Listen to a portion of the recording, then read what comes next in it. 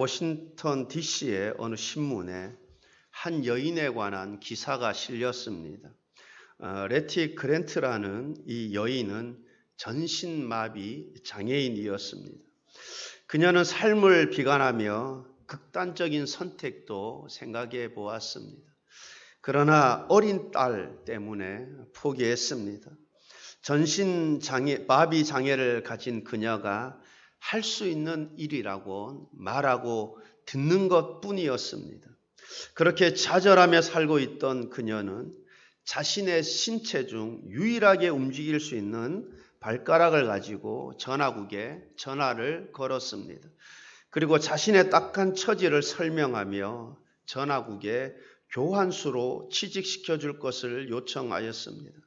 그렇게 우여곡절 끝에 취직한 그녀는 딸을 대학까지 보내고 16년간을 전화국에 교환수로 일하다 은퇴를 했습니다. 은퇴 석상에서 그녀는 기사들에게 둘러싸여 마지막을 이렇게 고백을 했습니다. 나의 하나님, 참 좋으신 나의 하나님. 일반 세상 사람들이 볼 때 이해가 되지 않습니다. 이해할 수 없습니다. 물론 직업을 가지고 일을 할 수 있다라는 것 행복한 일입니다.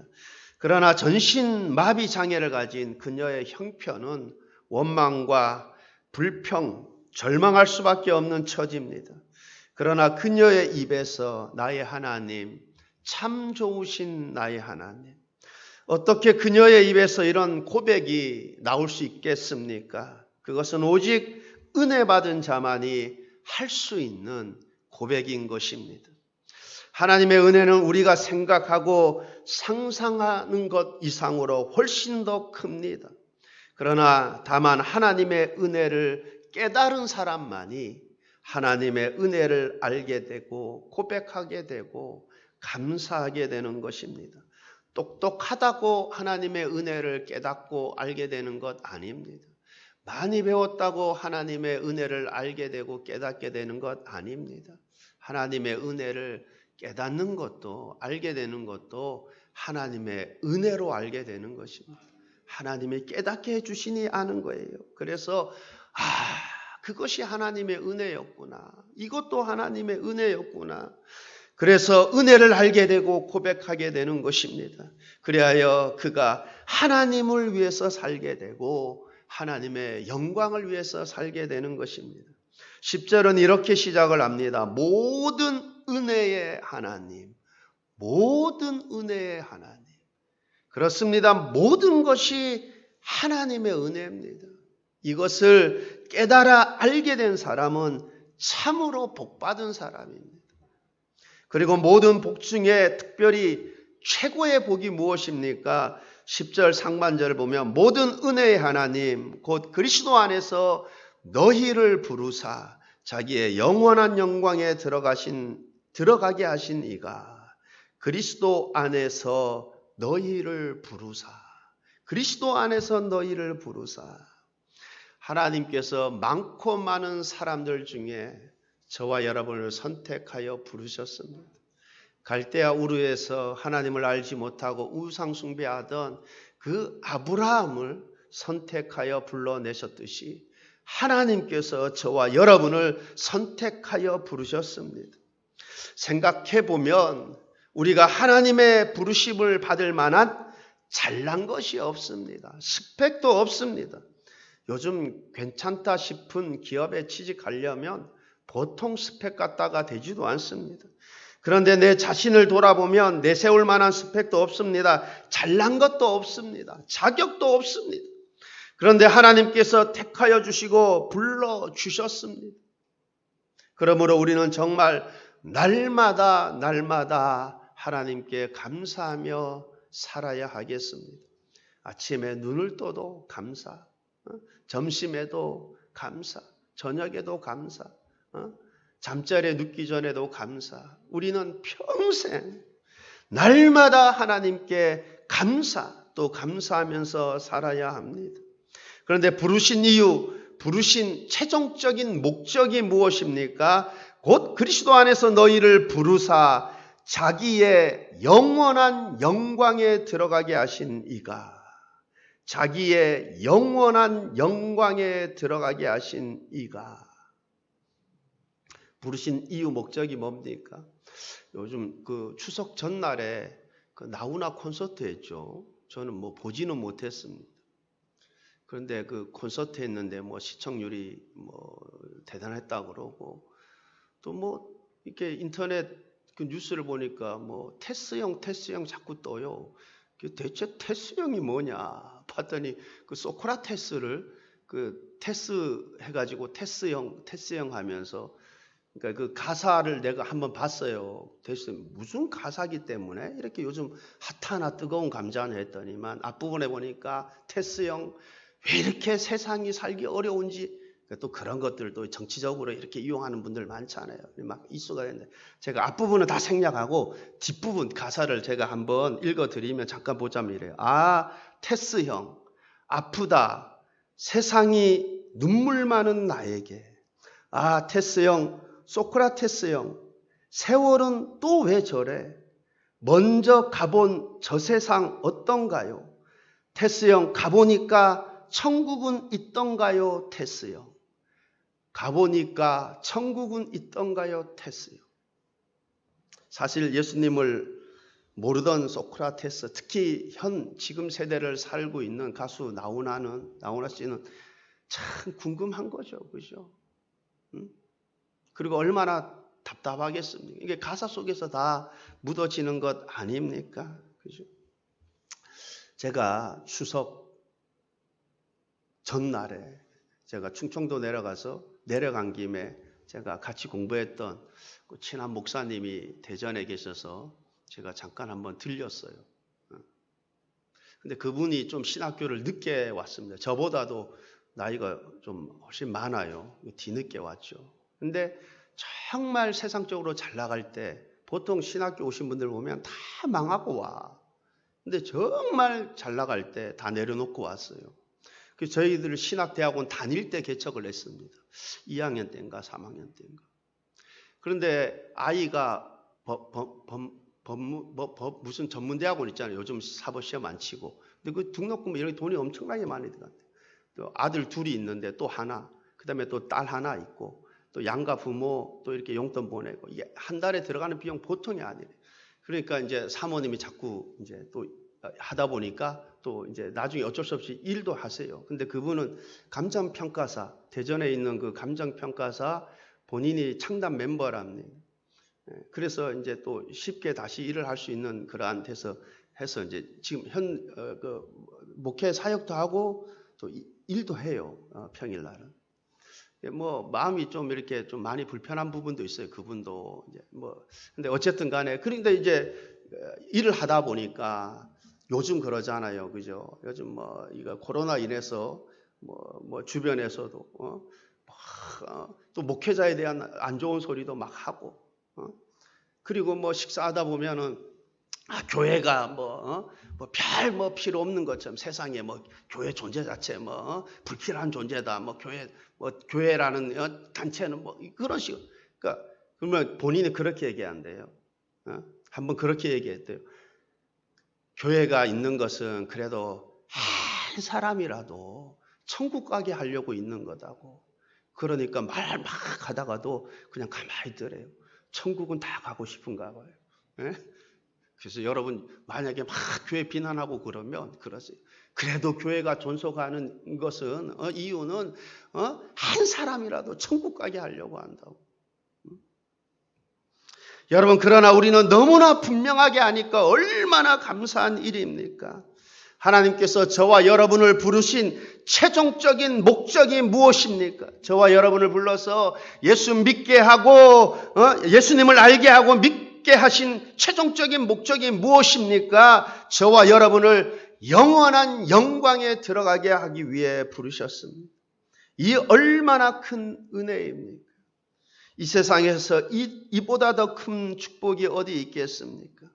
이 땅에서의 복은 잠시 잠깐입니다. 영원하지 않습니다. 재물도 권력도 언제 어떻게 무너질지 모릅니다. 언젠가는 끝이 납니다. 세상 영광은 잠시 잠깐뿐입니다. 그러나 예수 그리스도 안에서 부르심을 받은 저와 여러분은 하나님의 영원한 영광에 들어가 영원토록 영생 복락을 누리게 되는 것입니다. 로마서 8장 17절 상반절입니다. 자녀이면 또한 상속자, 곧 하나님의 상속자요 그리스도와 함께한 상속자니 우리가 그와 함께 영광을 받기 위하여. 그리스도와 함께한 상속자니, 예수님을 구주로 영접한 저와 여러분은 하나님의 자녀가 되었습니다. 하나님을 아빠, 아버지라 부르게 되었습니다. 그러므로 하나님의 아들인 예수님과 함께 상속자가 된 것입니다. 천국의 상속자가 된 것입니다. 그러므로 우리가 혹 이 땅에서 많은 것을 가지지 못했다 하더라도, 많은 것을 누리지 못한다 하더라도 크게 실망할 이유가 없습니다. 낙심할 이유가 없고 좌절할 이유도 없습니다. 영원한 영광을 바라보며 소망 가운데 사는 것입니다. 그날을 믿음으로 바라보며 즐겁게 기쁘게 사는 것입니다. 그런데 하나님의 부르심을 받아 영원한 영광에 들어가기 위해서는 반드시 거쳐야 하는 관문이 있습니다. 10절 중반절을 보면 잠깐 고난을 당한 너희를, 로마서 8장 17절 말씀을 보면 자녀이면 상속자, 곧 하나님의 상속자요 그리스도와 함께한 상속자니 우리가 그와 함께 영광을 받기 위하여 고난도 함께 받아야 할 것이니라. 우리가 그와 함께 영광을 받기 위하여 고난도 함께 받아야 할 것이니라. 우리가 하나님의 상속자로서 예수님과 함께 영광을 받게 될 것인데 그 영광을 받기 위해서 고난도 함께 받아야 한다라는 것입니다. 그러나 그 고난은 잠시뿐입니다. 반면에 영광은 너무나 크고 영원한 것입니다. 그래서 사도 바울은 로마서 8장 18절에서 이렇게 말씀하고 있습니다. 생각하건대 현재의 고난은 장차 우리에게 나타날 영광과 비교할 수 없도다. 예수님을 믿는 저와 여러분은, 하나님이 사랑하시는 저와 여러분은 이 땅에서 고난을 받을 것입니다. 왜 그렇습니까? 여러분, 예수님과 함께 영광을 받기 위해 고난도 함께 받아야 합니다. 왜 그렇습니까? 여러분, 고난이 영광 받을 만한 사람으로 빚어주기 때문에 그래요. 여러분, 고난이 우리로 하여금 영광 받을 만한 사람으로 만들어주기 때문에 그렇습니다. 그래서 그리스도와 함께 영광을 받기 위해 고난도 함께 받아야 할 것이니라 그렇게 말씀하고 있습니다. 고난이 저와 여러분을 온전하게 만들고 굳건하게 만들고 강하게 만들고 견고하게 만들기 때문에 그렇습니다. 하나님은 절대 주권을 가지고 계십니다. 만약 하나님께서 허락하지 않으신다면 공중에 나는 참새 한 마리도 땅에 떨어지는 법이 없다고 예수님께서 말씀하셨습니다. 그러므로 하나님이 허락하지 않으신다면 그 누구도 그 무엇도 우리의 머리털 하나도 상하게 할 수 없습니다. 그러므로 나에게 닥친 모든 고난들은 하나님이 허락하셨기 때문에 찾아온 것입니다. 그렇다면 왜 하나님께서 우리에게 그러한 고난을 허락하십니까? 거기에는 반드시 하나님의 선하신 뜻과 목적이 있습니다. 우리가 이것을 알고 인정하고 믿는 것이 중요합니다. 그렇다면 나에게 찾아오는 모든 고난들로 인해 내가 원망하거나 불평하거나 낙심하거나 절망하는 것이 아니라 하나님 앞에 엎드리는 것입니다. 왜 하나님께서 나에게 이런 고난을 허락하셨는지, 이것이 나의 불순종의 결과들인지 아니면 나를 경고케 하기 위한 하나님의 선하신 뜻인지, 오늘 본문에서는 고난을 허락하신 목적을 이렇게 말씀하고 계십니다. 우리를 온전하게 하시며 굳건하게 하시며 강하게 하시며 털을 견고하게 하시기 위해 잠깐 고난을 허락하신다는 것입니다. 그러니 고난은 곧 축복인 것입니다. 사실 고난은 참 괴로운 것입니다. 힘든 것입니다. 결코 쉽지 않습니다. 그러나 우리가 고난이 왔을 때 믿음으로 잘 극복하고 바른 태도를 가진다면 그 고난은 우리에게 큰 축복이요 유익이 되는 것입니다. 그래서 오늘 본문과는 조금 무관하겠지만 제가 성경 전체적인 관점에서 고난이 주는 유익에 대해서 몇 가지 말씀을 드리며 은혜를 나누어 보고자 합니다. 첫째, 고난은 죄를 그치고 하나님의 뜻을 따라 살게 합니다. 앞장 베드로전서 4장 2절 말씀을 보면 그리스도께서 이미 육체의 고난을 받으셨으니 육체의 고난을 받은 자는 죄를 그쳤음이니 그 후로는 사람의 정욕을 따르지 않고 하나님의 뜻을 따라 육체의 남은 때를 살게 하려 함이라. 육체의 고난을 받은 자는 죄를 그쳤음이니 정말 내가 예수님을 구주로 고백하며 하나님을 믿는 참된 신자라 그러면 고난이 오면 어떤 자세를 취합니까? 당연히 엎드려요. 여러분, 고난이 왔는데 엎드리지 않는다. 참된 신자가 아니죠. 정말 성령이 내 안에 거주한다면, 내가 그리스도의 하나님의 참된 자녀라면, 참된 믿음의 사람이라면 고난이 찾아오면 자동적으로 반응하게 되는 게 하나님 찾게 되는 거예요. 그래서 보통 예전에 신방에 가면 평소에 성경 말씀을 많이 읽는지 어떤지 모르지만 그래도 성경 옆에 놓고 읽고, 그죠? 그리고 기도하고. 여러분, 기본적으로 뭐예요? 물론 평상시에 하나님 갖고 그 최상이죠. 그런데 여러분, 그렇게 하는 게 뭐예요? 믿음이 있으니 하는 거예요. 그래서 참된 신자는 고난이 찾아오면 첫 번째로 나타나는 반응이 뭐하냐면 하나님 찾게 되어 있어요. 하나님 앞에 엎드리게 되어 있습니다. 그래서 자신을 되돌아보고 회개함으로 이제 더 이상 정욕을 따르지 않고 하나님의 뜻을 따라 살기를 기뻐합니다. 이처럼 고난은 나로 하여금 죄를 그치게 하고 하나님의 뜻에 따라 살게 함으로 큰 유익이 되는 것입니다. 둘째, 고난은 겸손하게 합니다. 고난은 즉 내가 어떻게 할 수 없는 그런 고난 앞에 서게 되면 신실한 믿음의 사람은 어떤 반응을 보이게 되어 있습니까?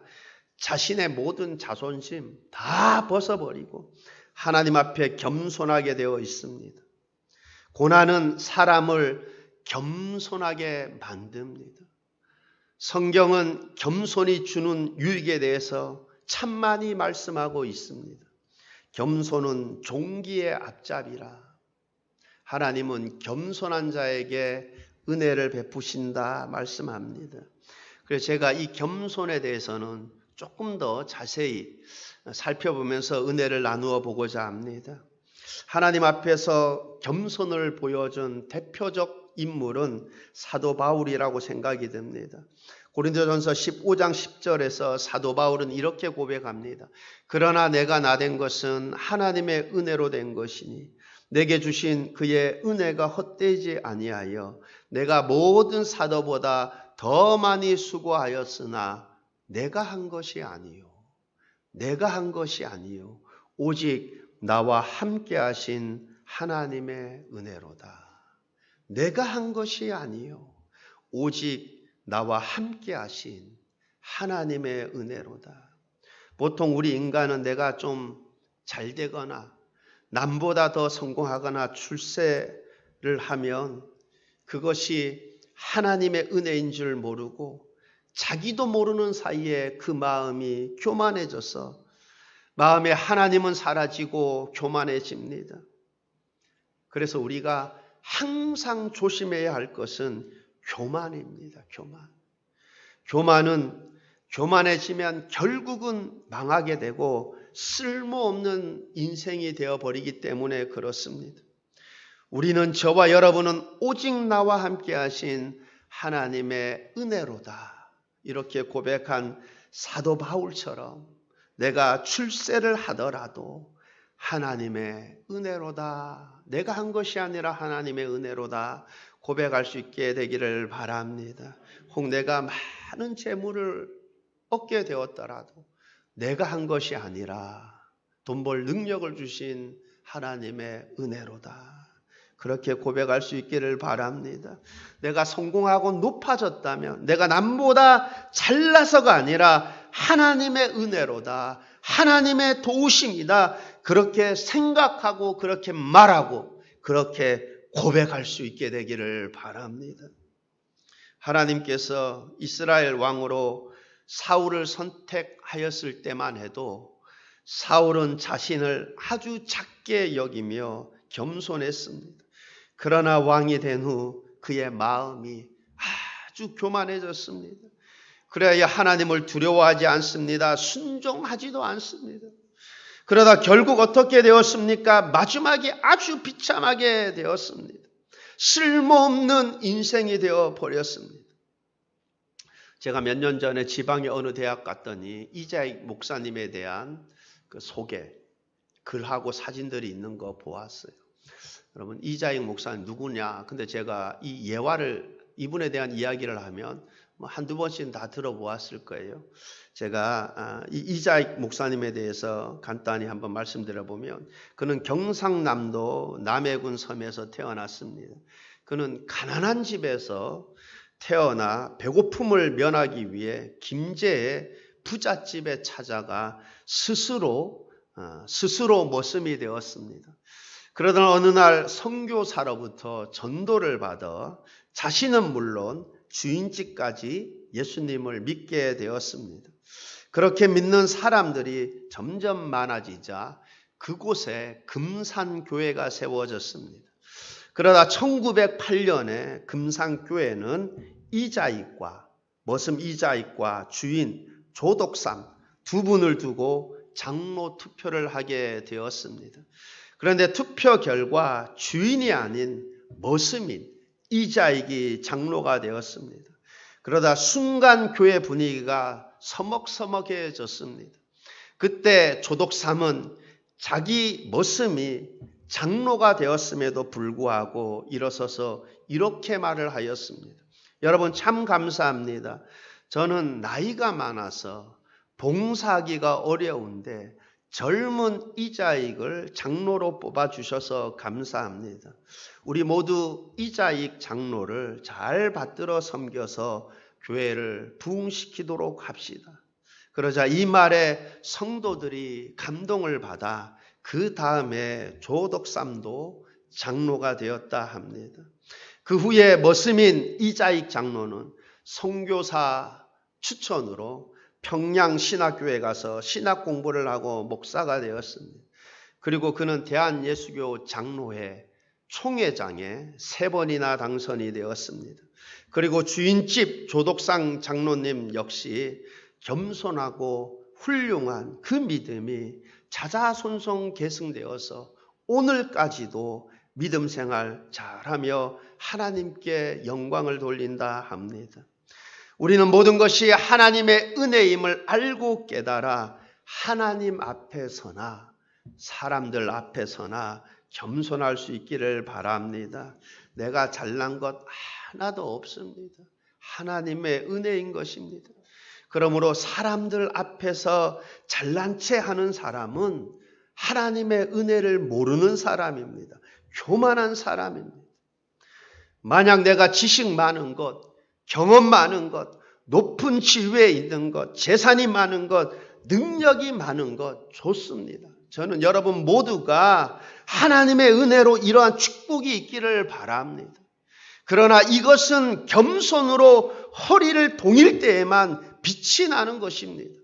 그렇지 않다면, 즉 겸손이란 덕목이 빠진다면, 그래서 이것으로 교만해진다면 그것은 없는 것만도 못합니다. 차라리 지식이 부족하고 능력이 부족하고 가진 것도 별로 없고 이것이 오히려 그에게 축복인 것입니다. 여러분 모두는 하나님의 복을 받아 지식도 뛰어나고 능력도 많고 재산도 많고 그렇게 모든 일에 잘 되기를 바랍니다. 그러나 겸손으로 허리를 동이시기 바랍니다. 그래야 그의 삶이 빛이 나는 것입니다. 그래야 그것이 그에게 복이 되는 것입니다. 미가서 6장 6절로 8절 말씀입니다. 내가 무엇을 가지고 요 앞에 나아가며 높으신 하나님께 경배할까? 내가 번제물로 1년 된 송아지를 가지고 그 앞에 나아갈까? 여호와께서 천천의 숫양이나 만만의 강물 같은 기름을 기뻐하실까? 내가 허물을 위하여 내 맏아들을 내 영혼의 죄로 말미암아 내 몸의 열매를 드릴까? 사람아, 주께서 선한 것이 무엇임을 내게 보이셨나니 여호와께서 내게 구하시는 것은 오직 정의를 행하며 인자를 사랑하며 겸손하게 내 하나님과 동행하는 것이 아니냐. 오직 정의를 행하며 인자를 사랑하며 겸손하게 하나님과 함께 행하는 것이 아니냐. 하나님이 우리에게 구하시는 것은, 하나님이 저와 여러분에게 요구하시는 것은 우리가 겸손하게 하나님과 동행하는 것입니다. 내가 겸손하게 하나님과 동행하는 것, 겸손하게. 그가 하나님의 사랑을 받으며 하나님의 은혜를 입게 될 것입니다. 톨스토이는 겸손한 사람보다 힘이 강한 사람이 없다라고 했습니다. 당연하죠. 겸손한 사람보다, 하나님 앞에서 겸손한 사람보다 강한 사람은 없습니다. 왜 그렇습니까? 하나님은 겸손한 사람과 함께 하시며 하나님은 겸손한 자를 도우시고 겸손한 자의 능력이 되시기 때문에 그렇습니다. 그러므로 우리가 어떤 위치에 서 있던 간에 주님 앞에서는 그날까지 나의 연약함을 잊지 마시고 겸손하게 하나님과 동행하시기를 바랍니다. 겸손하게 하나님과 동행하는 것. 그리하면 하나님께서 점점 더 놀라운 하나님의 축복으로 하나님의 은혜 안에 거하는 삶이 되게 하실 것입니다. 셋째, 고난은 우리의 믿음을 자라게 하며 온전케 만들어 줍니다. 우리는 우리의 인생이 계속해서 평탄하고 평안하기를 바랄 것입니다. 내 자녀들 또한 내 자녀들의 인생이 평탄하고 평안하기를 바랄 거예요. 그래서 저도 큰아들 이름을 평안이라고 지었지만 근데 사실 평안하면 믿음이 자라지 않아요. 평안하면 믿음이 현상 유지도 어렵습니다. 그럼 이거는 사사기를 통해서 이스라엘 역사를 통해서 금방 알 수 있는 거예요. 여러분 평안이 오래 지속되니까 여러분 믿음이 유지되는 것도 아니고 평안하니까 뭐예요? 하나님 찾지도 않게 되는 거고 점점 믿음이 작아지고 나중에는 아예 믿음 없는 사람으로 살아가는 것을 보게 됩니다. 그러나 고난이 찾아오면 사사기를 통해서 우리가 알 수 있듯이 하나님을 찾습니다. 하나님을 부르짖습니다. 그렇게 하나님을 찾고 부르짖음으로 말미암아 하나님의 은혜를 체험하게 되고 적의 침략으로부터 구원하시는 하나님의 은혜를 체험하게 되고 그렇게 하나님을 체험함으로 그의 믿음이 자라게 되고 온전하게 되는 모습을 보게 됩니다. 이처럼 고난은 우리로 하여금 하나님을 찾게 만들고 하나님을 부르짖게 만들고 하나님을 체험하게 만들고 하나님을 경험하게 만들고 그러한 체험적인 신앙을 통해서 믿음이 견고하게 세워지는 그 모습들을 보게 됩니다. 여러분 대표적인 예로 다윗을 생각해 볼 수 있습니다. 다윗은 참 고난을 많이 당한 사람입니다. 그런 다윗이 시편에서 무엇이라고 고백합니까? 고난이 유익이라고 하지 않습니까? 자기가 하나님의 율례를 무엇을 통해서 배웠다 그래요? 고난을 통해서. 내가 고난으로 말미암아 고난을 통해서 하나님의 율례를 배우게 되었다라는 고백도 듣게 됩니다. 다윗은 고난을 통해서 믿음이 자라고 고난을 통해서 믿음이 온전케 되었음을 고백했습니다. 그렇습니다. 고난을 겪는 당신은 힘들고 괴롭지만 지나고 나면 오히려 감사하게 되는 것입니다. 만약 우리 인생 가운데 그런 고난들이 없다면 얼마나 교만하겠습니까? 그 마음에 하나님의 은혜를 생각함이 없을 것입니다.